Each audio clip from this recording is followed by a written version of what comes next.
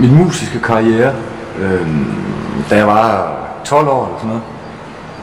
Jeg spillede nede i ungdomsklubben, ude på Djursland, hvor jeg kommer fra. I et band, som hed Gåsehud. Det var noget forfærdeligt skræmmende. På hvilken måde? Det var sådan gamle, det var sådan kopinummer med Lost Kids og Røde Mor, og hvad jeg nu synes, der var enormt progressivt dengang. Men der kom jeg med, fordi at jeg spillede sammen med Kåre i et andet Aarhus Orkester, der hed Beatniks, hvor jeg spillede guitar. Jeg spillede sammen med Kåre i mange år. Og han kendte så Jascha Mikkel, som var ved at lave det her orkester. Og de stod og manglede en bassist.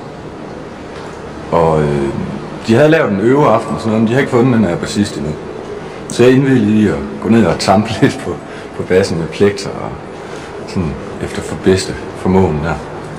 Det synes de, det kørte fint. Vi øvede 10 numre igennem den første aften der. Det kørte fint nok.